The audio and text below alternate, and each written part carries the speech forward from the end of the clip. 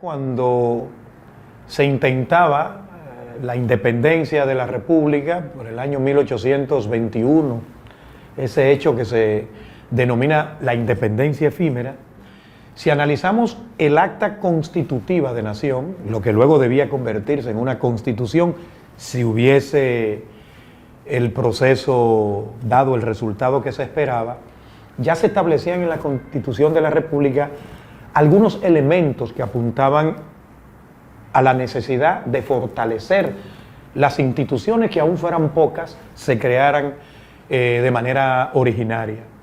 Y recuerdo que un postulado decía: los empleados de lo que iba a ser el Estado no podrán ser removidos de sus funciones si no se demostraba en su contra la comisión de faltas graves en el ejercicio de las mismas. Si queremos encontrar un esfuerzo para generar institucionalidad en ese principio, que luego sí fue establecido en la Constitución primigenia del año 1844, ahí podemos encontrar los primeros esfuerzos por la institucionalidad pública en nuestro país. A partir de ahí, todo lo que se ha hecho desde el punto de vista constitucional ha sido en esa dirección. Lo que pasa es que hemos tenido un error histórico y estamos cargando con esa consecuencia, que es la no proclividad del funcionario público dominicano a cumplir con el ordenamiento jurídico. La base fundamental para crear institucionalidad pública está en el ordenamiento jurídico y en su cumplimiento. Por esto del principio de legalidad, hoy conocido como principio de juridicidad, y por esto del Estado de Derecho, que lo plantea la Constitución Política nuestra en el artículo 7. Entonces, desde el mismo momento en que se crea la República, desde ese momento podemos ubicar esfuerzos importantes para la construcción de institucionalidad en nuestro país, y esos esfuerzos han corrido durante toda nuestra historia y vida republicana hasta el día de hoy. Sí, mira, yo pienso que la Constitución Política proclamada en el año 2010 ha sido uno de los hechos más importantes para la construcción de institucionalidad pública. Y lo pienso porque por primera vez se establecieron en un texto constitucional en nuestro país los principios para la organización y funcionamiento de las instituciones públicas. Por ejemplo, si analizamos el artículo 138 constitucional, ahí vamos a ver el principio de juridicidad, el principio de economía, el principio de transparencia, el principio de coordinación, a propósito del sector protección social, que es uno de los problemas serios que tiene, principio de coordinación, pero también el principio de mérito. La Constitución consagra la profesionalización de la función pública, la carrera administrativa y el principio de estabilidad de los funcionarios de carrera. Entonces, creo que esta Constitución ha sido un gran aporte. Otro aporte es el servicio civil, la creación del servicio civil en el año 1991 y que fue luego ampliada y fortalecida con la ley número 41-08, que es la ley de función pública, la que conocemos hoy. Yo pienso que tanto la Constitución como esa ley son aportes destacables a la institucionalidad pública, pero también tenemos una ley sumamente importante, que es la Ley Orgánica de la Administración Pública, la Ley 247-12. Y hay una ley que es importante aprovechar esta interacción con ustedes, porque la ley a veces esa ley como que pasa por debajo de la mesa, que es la ley número 107-13. Y oigan el nombre ya lo dice todo. Ley de derechos de las personas en su relación con la administración pública y de procedimiento administrativo. Esas son leyes que, al hablar de la creación de condiciones para el fortalecimiento de las instituciones públicas dominicanas, tienen que ser necesariamente aireadas y yo diría que también analizadas a profundidad. Sí, bueno, ya como que se nos van a acabar un poco las ayudas, porque ahora nos colocan como un país de renta media, entonces vamos a tener que asegurarnos muy bien. Y comento esto así a modo de chanza por lo siguiente. La cooperación internacional ha sido un gran soporte para el fortalecimiento de la institucionalidad en nuestro país. Todavía acusamos de una debilidad grande. Si ustedes ven un informe que hizo el PNUD en el año 2019, dice que una de las alertas que tiene la sociedad dominicana y la administración pública es precisamente el bajo nivel de institucionalidad democrática. Eso significa que hemos avanzado, pero todavía tenemos unos desafíos enormes. Ahora, la cooperación internacional, no sé si puedo mencionar alguna y no cometer un error, ha sido fundamental.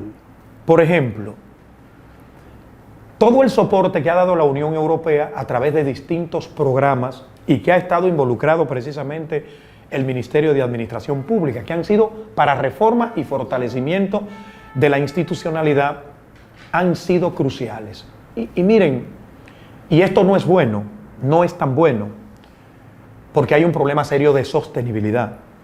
Cuando los procesos de fortalecimiento institucional dependen mucho de la cooperación internacional, se corre el riesgo de que cuando la cooperación se retire, porque se va a retirar ahora, mañana o pasado mañana, no haya continuidad de los procesos. Y en Dominicana ha pasado algo de eso. Y ese es un riesgo latente que tenemos.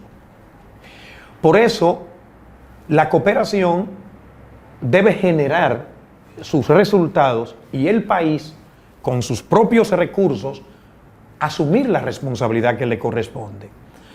Los gobiernos, lamentablemente, y esto no ocurre solo en República Dominicana, es una visión nefasta en la región, ven la reforma y los procesos de fortalecimiento institucional como intangibles. Ese es el peor error que se puede cometer, porque está demostrado que sin institucionalidad no hay desarrollo. Por eso hoy nosotros incluso decimos que debemos crear un modelo de gestión pública y una institucionalidad pública para hacerle frente a los objetivos de desarrollo sostenible y a la Agenda 2030. Pero nosotros tenemos que asegurarnos de que en nuestro presupuesto, en los presupuestos institucionales, estén los recursos para continuar en esta dirección. Pero no hay duda de que lo que hemos logrado en materia de institucionalidad pública ha sido, entre otras cosas, porque organismos de cooperación internacional han estado aportando. Y no hay duda, la voluntad política de los gobiernos de turno también se ha puesto de manifiesto. Pero sigo siempre con la inquietud de la sostenibilidad, la continuidad del Estado y de las políticas públicas relacionadas con el fortalecimiento institucional.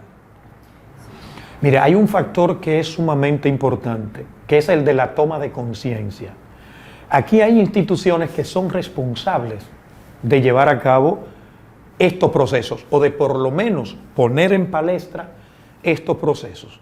Yo creo que hay que rescatar, destacar, los dos verbos los utilizo muy a propósito, el rol del MEPI, del Ministerio de Economía, Planificación y Desarrollo. Yo creo que de más en más esta institución ha ido asumiendo su responsabilidad en el tema de fortalecimiento institucional, que como bien se comentaba antes, la CEPAL siempre lo ha puesto de manifiesto. Hay que reconocer, y aquí esto lo digo ya con voz más baja porque soy parte del MAP, pero también hay que reconocer el rol del Ministerio de Administración Pública, que a veces, como el del MEPI, no es bien entendido, pero son instituciones que tienen la responsabilidad de aplicar normas, aplicar leyes, y creo que el esfuerzo que han venido haciendo ha sido de gran valía. Y aquí también colocar el rol de la Dirección General de Presupuesto, sobre todo en este esfuerzo que se ha venido desarrollando de combinar la dotación presupuestaria con los temas de planificación estratégica y de gestión del talento humano. Y a esto súmenle la racionalidad de la estructura organizacional y todo lo relativo a los procesos y procedimientos. Creo que la parte institucional de órganos rectores de estos temas se ha puesto de manifiesto para bien. Pero también yo creo que la conciencia que va tomando la ciudadanía. No podemos olvidar que muchas de las cosas que estamos haciendo responden a presión ciudadana, sobre todo el tema de la transparencia y la lucha contra la corrupción. Si ustedes quieren una imagen, un indicador de institucionalidad, es la transparencia y la lucha contra la corrupción. Entonces creo que también eso ha venido aportando. Para mal, cuestiones negativas, la falta de voluntad política en algunos actores del gobierno, en otras ocasiones la falta de conexión entre algunos funcionarios con las directrices del superior gobierno, del presidente de la República. A veces vemos como que hay notas discordantes y eso no es bueno que ocurra.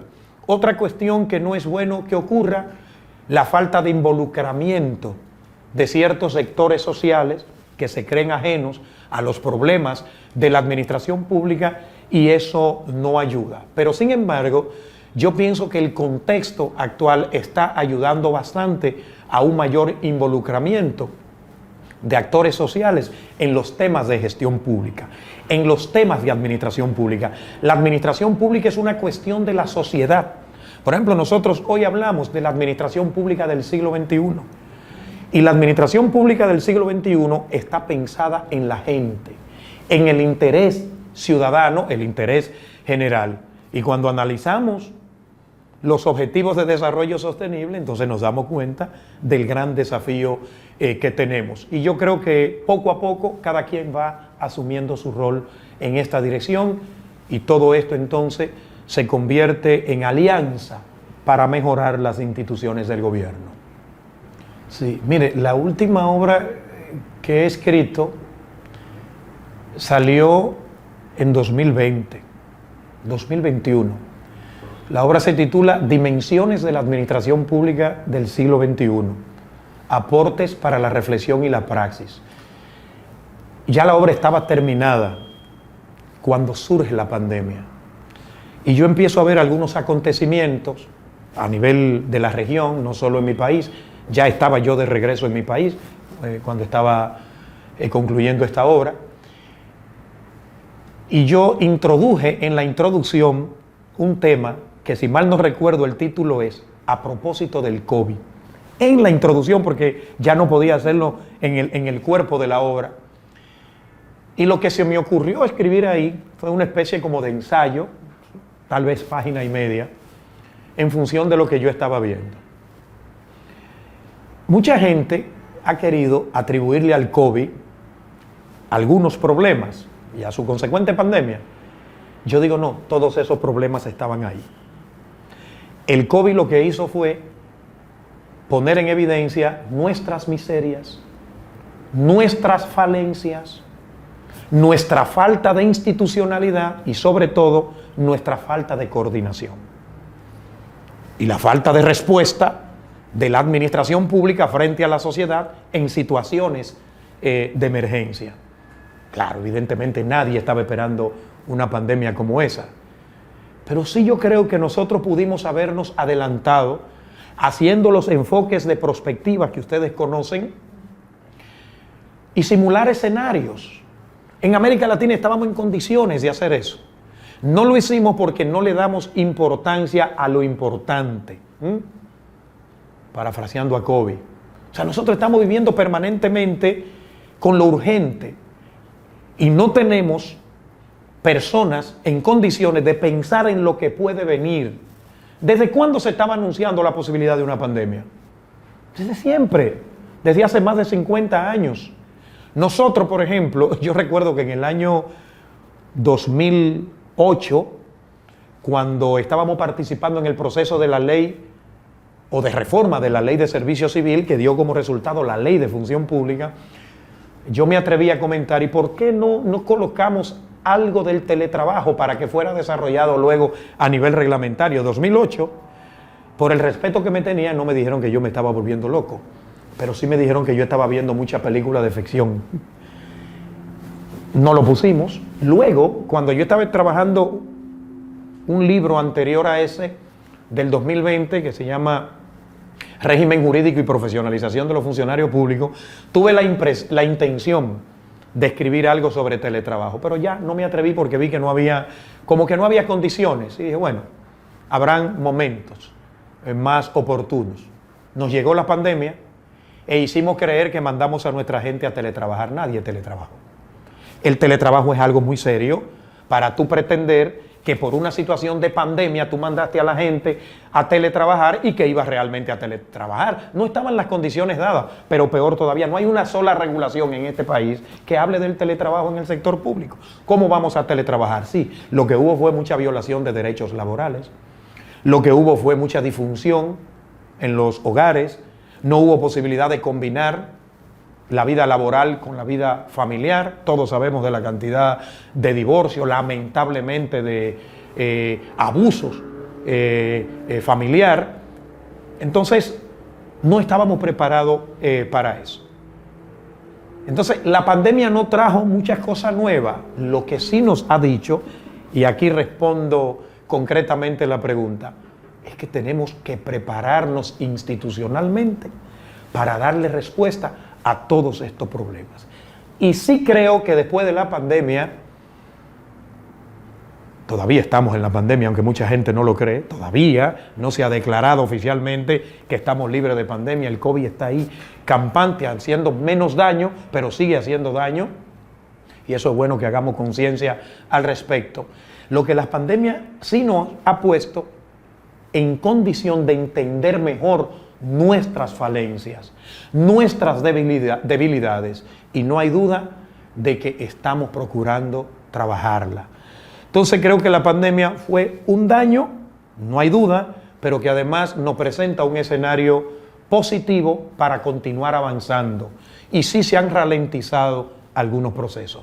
No hay duda porque la emergencia nos llevó a cambiar de alguna manera las prioridades, y la prioridad es atender el problema sanitario, los problemas económicos que esta pandemia nos genera, y no descuidar, sino deponer o posponer algunas acciones más estratégicas.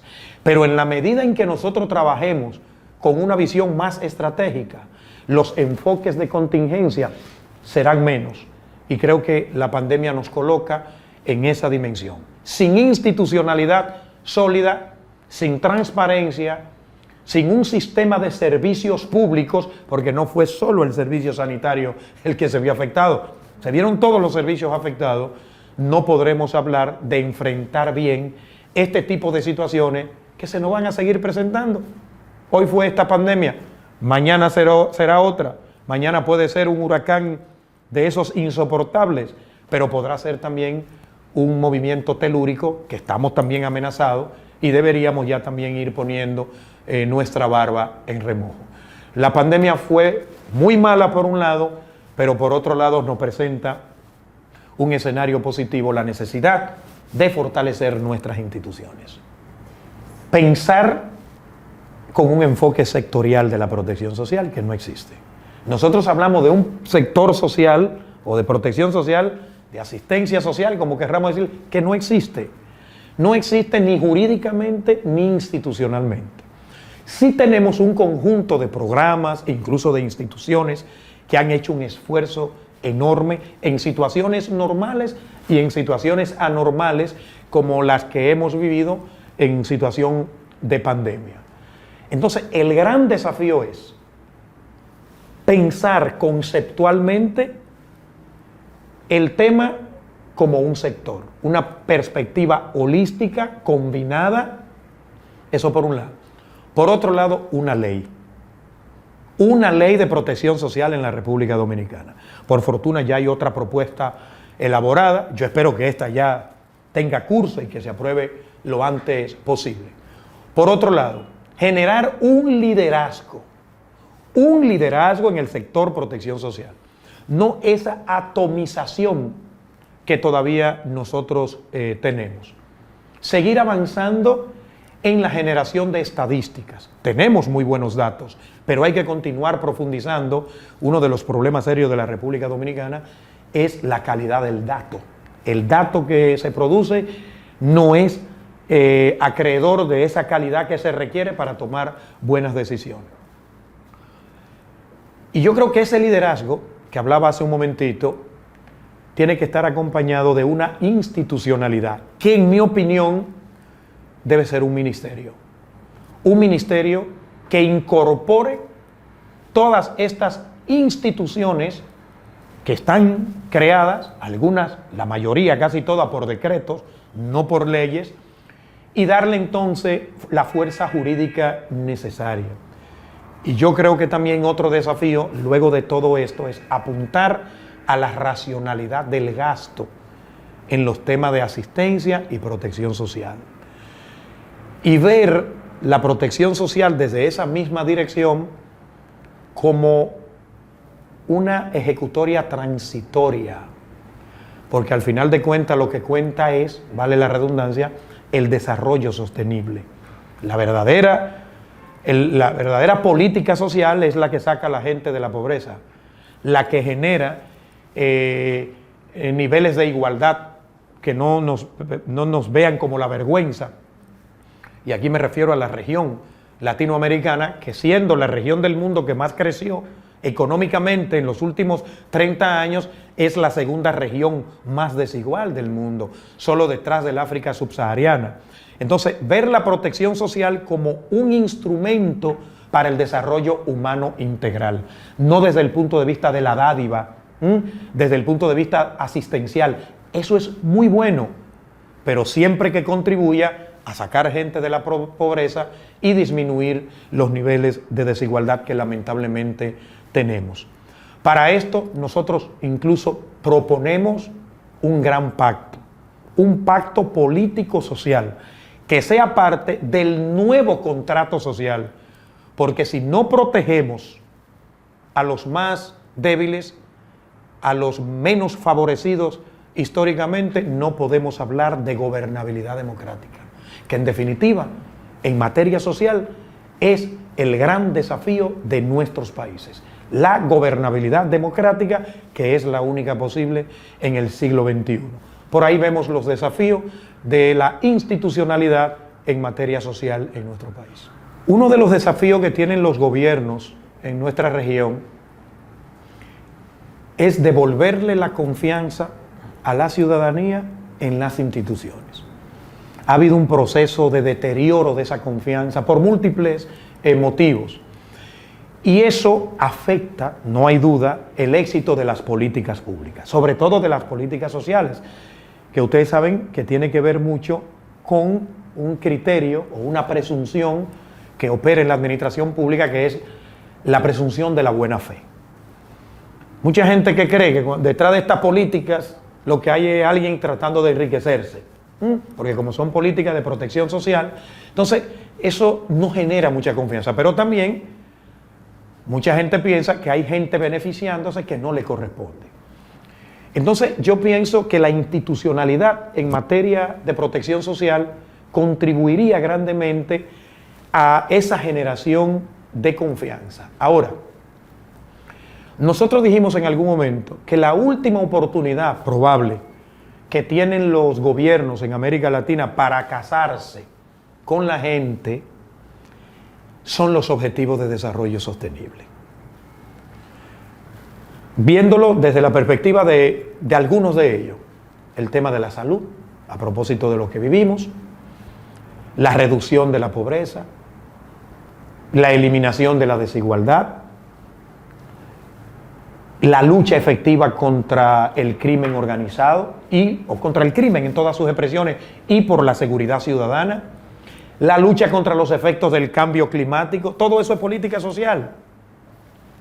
Y, como dice el objetivo 16, la creación de instituciones públicas sólidas, eficientes transparentes, garantes de la paz y de la justicia. Entonces, ¿todo eso en qué se traduce? En una institucionalidad para la protección social y en políticas de protección social. Yo creo que el rol de la institucionalidad en materia de protección social y de las propias políticas sociales inclusivas está dado en función del cumplimiento de los Objetivos de Desarrollo Sostenible y la Agenda 2030. Es como si no tuviéramos opción, o mejor dicho, opciones.